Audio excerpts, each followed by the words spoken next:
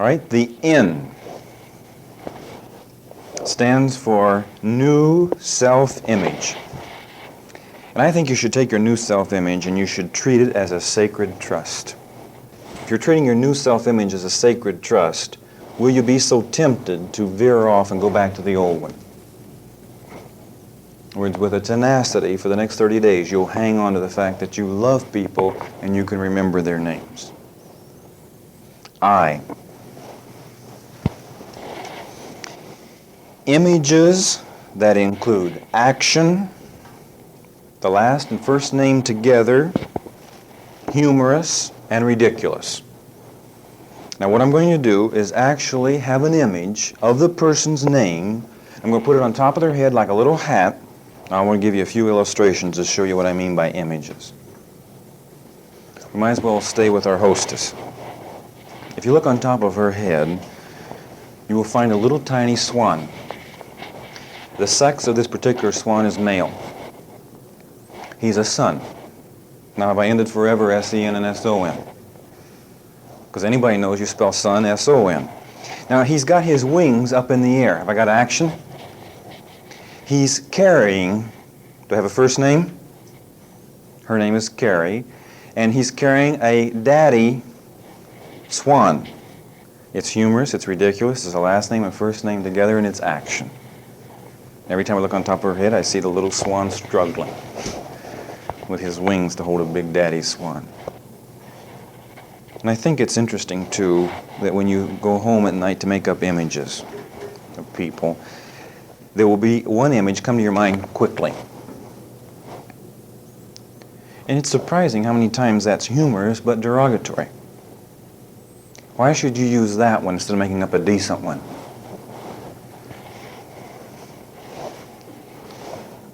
If it came quickly, will it come quickly again? Right. In other words, this is the one you should use. Right now, let's assume that I'm working at my desk and I'm serious. And you walk up, and I have an image on top of your head that's not humorous. And I look up and I look at the image. My expression remains serious. And if I look at you serious, the chances are you're going to think I don't like you. Let's assume I'm working at my desk just as serious, and I look up and oh my, what's on your head is ridiculous.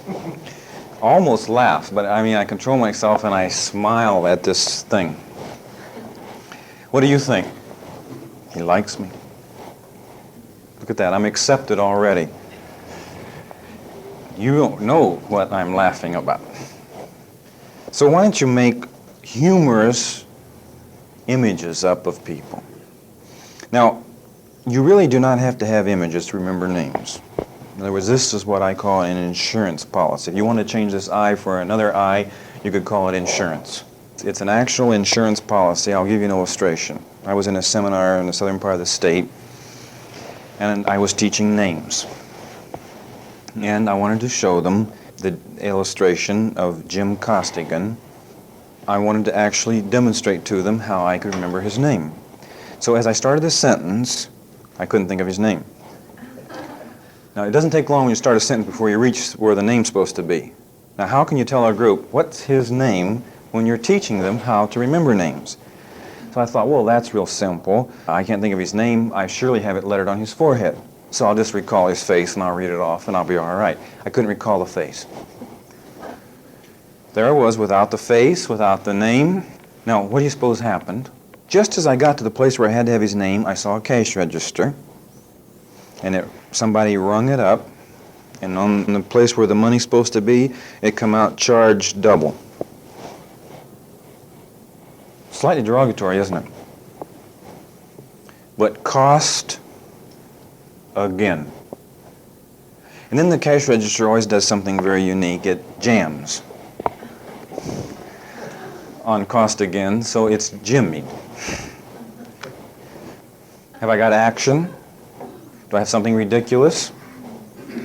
You know, in that seminar, I just said Jim Costigan without batting an eye, as if I knew the name backwards and forwards, and I never had any problems at all. Now, do you know why I need insurance policy?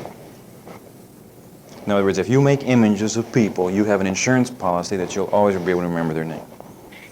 All right, in the U, in the genius, stands for use every technique love can create. All is fair in love.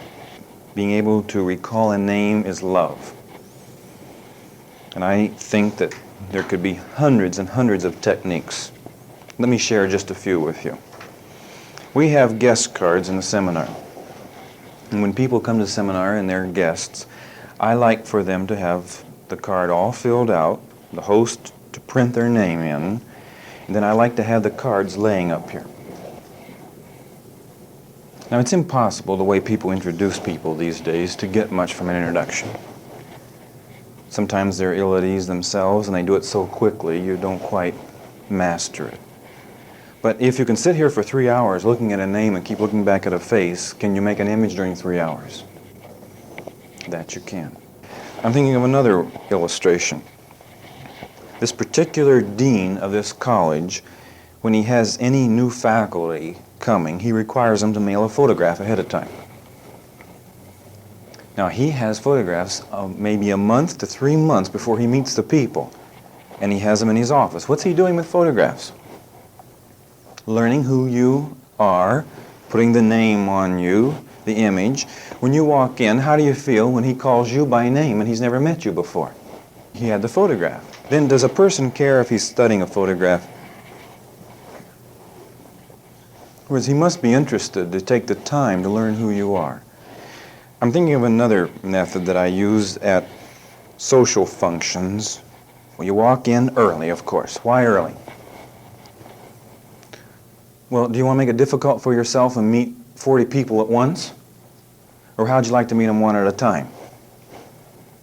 In other words, if you met them one at a time, might you use our system, you're a genius. Right now, as they come in, I'm introduced. And by the way, as the hostess introduces the second one, I try to guess who they are as she's introducing them to the next person. Have I got recall for my repetition now? In other words, I'm going over it and over it in my mind. Now, I've also found an interesting thing. People in social situations are not at ease. Therefore, there's a tendency to actually become more familiar with a small group of people, and then would you want to change the rest of the evening? Therefore, is there a tendency naturally to click off for comfort's sake? In other words, if I have broken the ice and I've established a relationship in this corner of the room, is there any motivation to move? Now, this is to your advantage, because if you got all the people rather stationary, why are they going to move around on you much? Then you do what? Move into this group, conquer them. And since they're not going to go anywhere, you leave them like a spider leaves a fly. You move over to this group, conquer them. Now, can you use our system the whole evening? This is fascinating. I've done this in a group, and when it comes time for everybody to leave, I can stand there with a big smile on my face, ready for my examination. Now, what's my examination? Will I be able to remember everybody? And I shake hands and I call them all by name. How do I feel when I pass with flying colors? Now, while they're going out the door, they poke the person. Who's the guy in the brown coat? I don't know. Got to find out. Poke somebody else. Who's the guy in the brown coat? Finally, somebody knows. Say, that's Howard Watrous. That's Howard Watrous. That's Howard Watrous. That's Howard Watrous.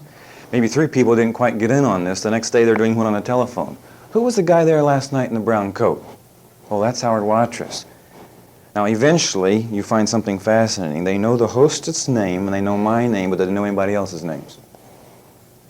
Why do I become so important? The hostess, I know she's important. She feeds them. But I didn't feed them. So why am I so important? Here's the secret. If I know your name, what do you think of me? And by the way, if I know your name, do I think you're important? The very fact I know your name tells you that you are important to me. And if you're important to me, what am I to you? Well, I'm the way to keep you sane. Go back to the why. In other words, do you need me to keep you sane? Then am I important enough for you to find out who I am?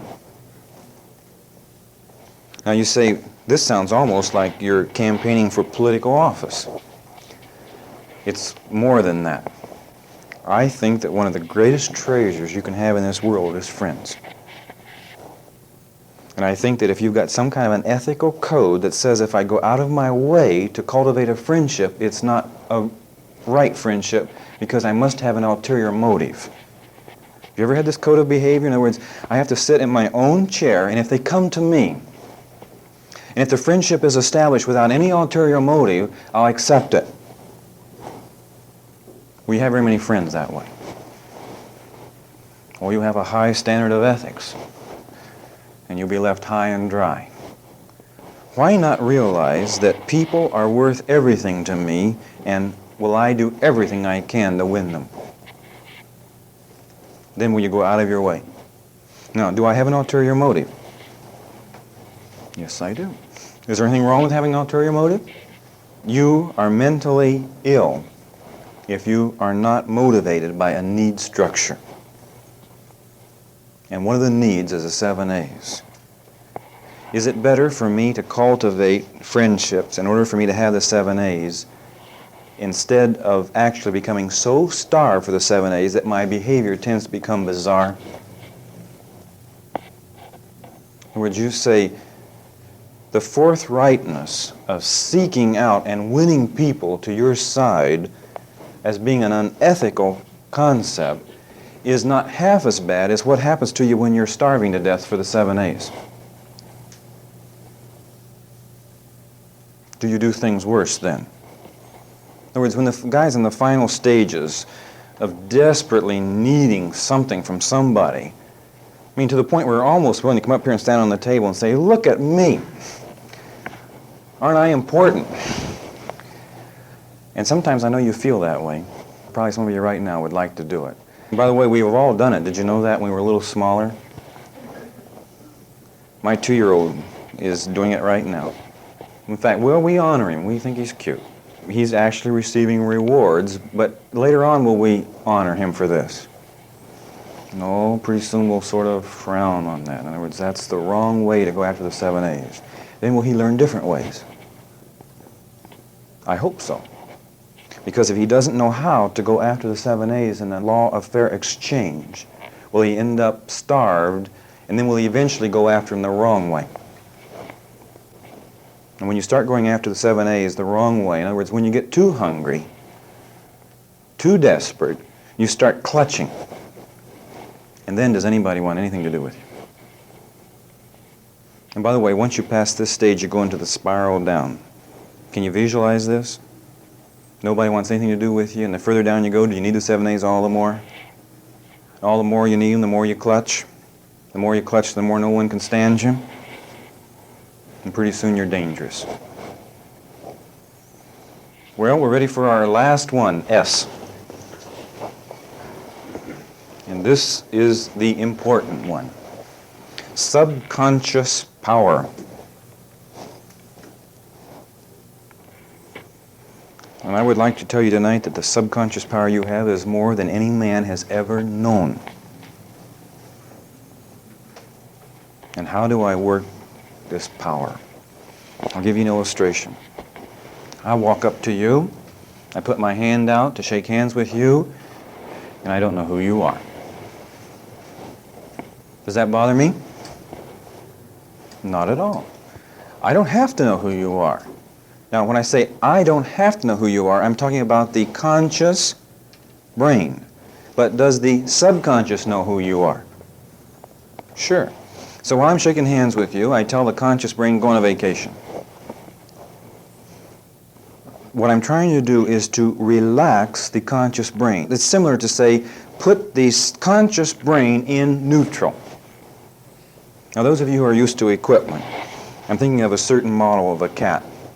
All right, now I'm on the cat, and I want to use the drum, and I have to disengage the clutch from the gear system in order to put the drum into effect. Now let's use this as an illustration. The gear system will be the conscious brain, and the drum will be the subconscious. Now this illustration will work perfectly because on the end of the drum I have a hook. And then my hook is out into the woods, and I'm going to bring a log, which is the name.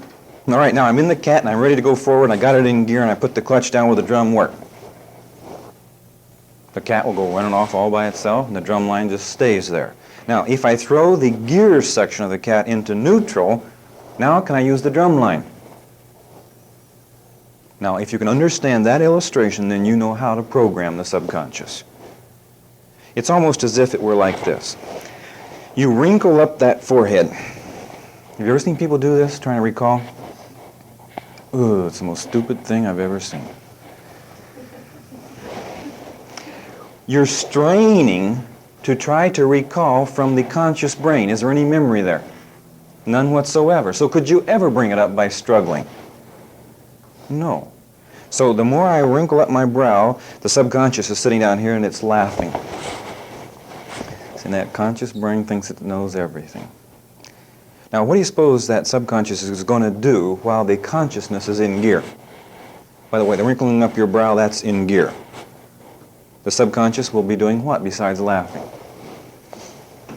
Relaxed, waiting, because can the drumline do anything now?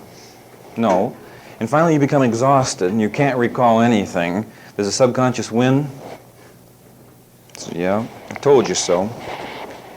Now, some of us have learned by trial and error, if you disengage the conscious brain, in other words, I send mine up in the clouds to play.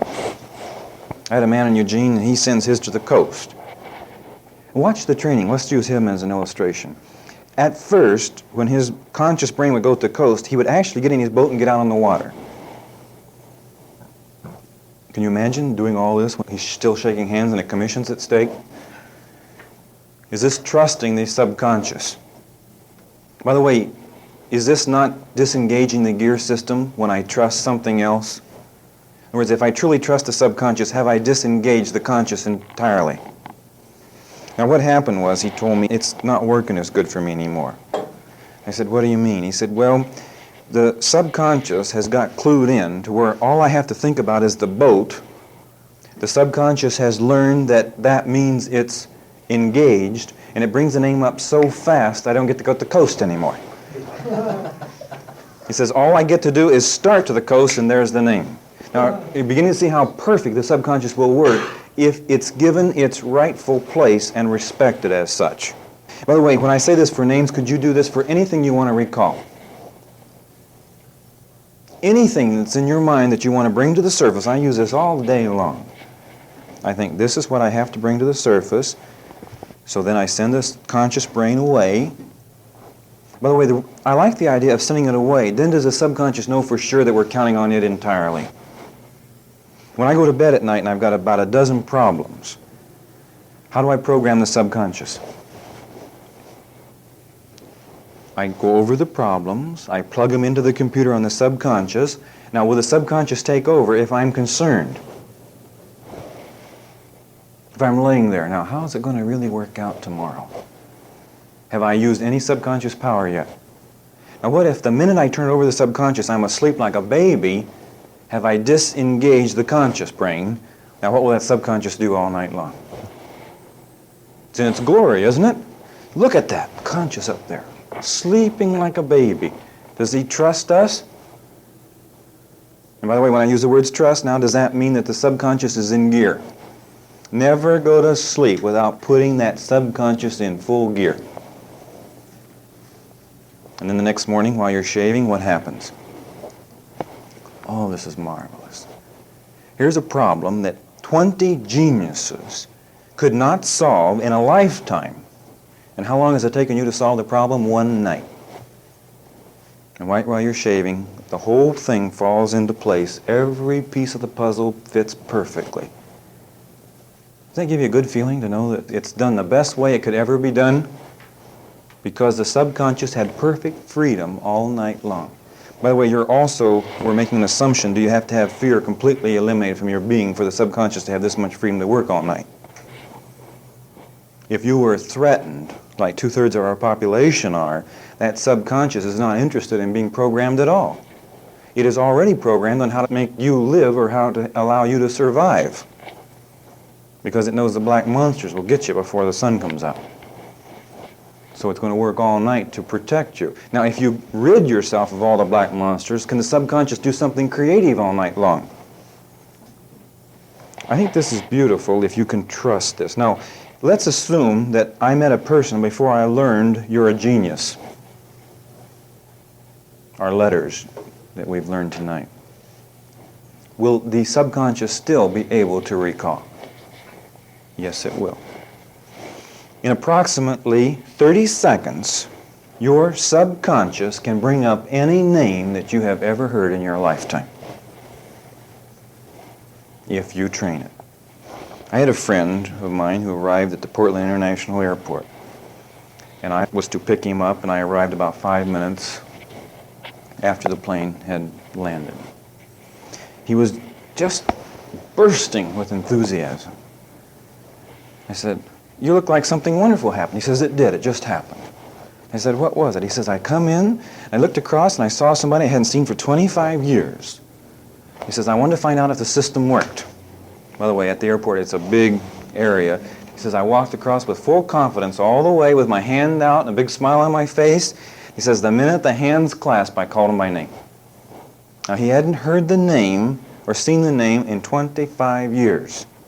Now, this is telling me that if you truly trust the subconscious, will it ever let you down?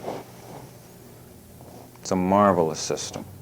So I would say that the subconscious power, your filing cabinet system, is the way to go on names. Because after all, the memory has to come from there.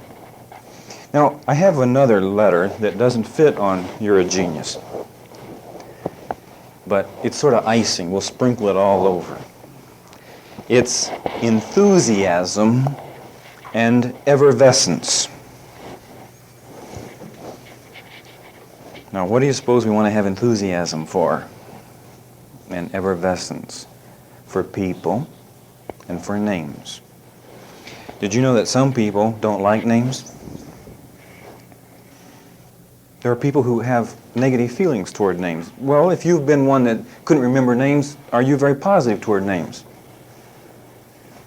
There are other people who think names are the most wonderful thing in the world. Now, I looked up in the dictionary and I wanted to find the definition of name. Let me give you some words I found. Nobility, nick, notorious, honorable, character, reputation, fame. This fascinated me, so now I wanted to find out what nameless meant. So I looked up the word nameless. Here it is. Oh, this will reach, I'm sure. Unmentionable, obscure, undistinguished, illegitimate, nameless grave. Now, if you're of the school that are not completely captivated with enthusiasm for names, then you're in the nameless school. That's awful. Is there a magic with names? And I can prove this to you because is there magic with your own name? I think in every case there is. Once in a while we find somebody who's changed their name. This is another fallacy because if you change your name, it means you didn't like your other name, right? Which means you didn't like yourself. Who has to bear the new name? The same guy you didn't like before? So what will you eventually do with a new name? Not like it. Maybe this will help you understand some of your children when they don't like the name that you spent hours and hours figuring out for them. And instead of you feeling bad because you're insulted because they don't like the name you gave them, help them love themselves. Now, we can learn one thing from this truth. Is there a direct correlation between you and the name? All right, if it's true for you, is it true for other people? All right, now, when I think of your name, why should I be very careful and handle it as if it were glass? Because it is also you, is it not? All right, if I misspell your name or pronounce it incorrectly, what have I done to your personage? I have physically done what? Now, let's carry it right straight through. If I mispronounce your name, I physically ruffled you up, have I not? And if I misspell your name, I have emotionally and intellectually misinterpreted you. Maybe this will help you on the final last straw of rebellion on the change. Because I know a lot of people tell me the final last straw of rebellion is, why do names have to be so important anyway? I've heard people say this in exasperation. Does this begin to show you that people and names are synonymous? And an interesting thing in our society, the criteria whether we know somebody or not is whether we know their name. Actually, they are total strangers until you know their name, and once you know their name, the stranger part ends and the friendship begins. Now, friendship can increase in depth, but the beginning of all friendship is the name. There's a reason for this, because we are responsible with our name. I was advertising a piece of property. People would call up and I'd say hello, and we'd talk for a little while, and they'd say, yes, I'll be over at 3. If they didn't give me their name, forget it. Can you begin to see the problem here? If I could get their name, their address, and their phone number, and they tell me they'll be over at 3, they'll be over at 3. And by the way, why would some people not want to give me their name? They're saying what? I don't want the responsibilities that go with you knowing who I am. Let's take a girl and a boy. Here's a wolf, and he's quite dangerous. And it's not safe for this girl to get in his car and drive away. But one other girlfriend can do what? Walk along who knows the wolf and who knows the innocent girl, and all she has to do is introduce him, and is he a wolf anymore? In other words, is it actually safe for her to get in the car? Yes, because now he has a name. Is he responsible? In other words, we have a little custom that girls are not supposed to go with boys until they have been properly introduced. This means what? Once you know my name, am I responsible for my actions? If you didn't know who I was, would I act differently? And by the way, you actually call an ad up over the telephone, and you'll find out that even yourself act completely different if they don't know who you are. But the minute they know who you are, you change character. By the way, this particular system that we've covered tonight will work. It is beautiful. In fact, it'll almost be like magic for you. And believe it or not, we've covered the laws of memory tonight without listing them. You have actually been exposed to the laws of learning. Somebody said it couldn't be done, but he with a chuckle replied that maybe it couldn't, but he would be one who wouldn't say so till he tried. So he buckled right in with a trace of a grin on his face. If he worried, he hid it. He started to sing as he tackled the thing that couldn't be done, and he did it. Somebody scoffed, "Oh, you'll never do that. At least no one ever has done it." But he took off his coat, and he took off his hat, and the first thing he knew, he'd begun it. With a lift of his chin and a bit of a grin, without any doubt or quibbit, he started to sing as he tackled the thing that couldn't be done, and he did it. There are thousands to tell you it cannot be done. There are thousands to prophesy failure.